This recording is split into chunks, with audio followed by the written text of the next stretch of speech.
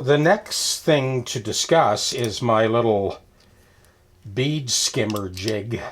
Now, I have a lot of students, former students, tech deck owners, and customers that are millwrights and machinists and engineers. So I thought I'd take the time to kind of explain exactly what I've got here. So I started with a mill file.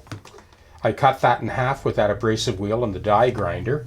So I ground down those two edges so that they would be smooth. So this is a chunk of UHMD. I drilled and tapped it with a 1/4 thread and then used these Murakoshi fasteners, and with a washer that allows me to clamp the two fine mill files to the block.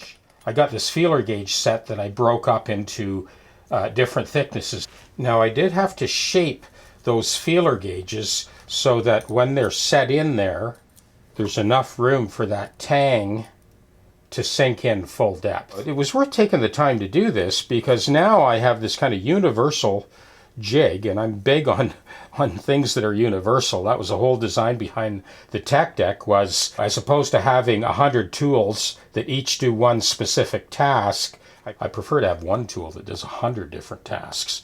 And this is the case here. I'm going to start using this. I have a Taylor refret, and it also has an ebony fingerboard. The block of UHMD, in this case, was free. The Murakoshi fasteners are 50 cents each. That's $2. For less than 20 bucks, I've got the whole kit that I can use over and over and over again. So that is 23 thou. So I drop that in there. Now we'll put our second mill file in there.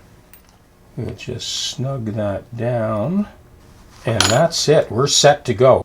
I have a couple of hex unions and rubber-lined washers to sort of create a handle that allows me to draw this across the block.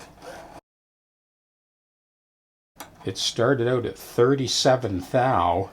We got it down to 26 thou. And that's how it works.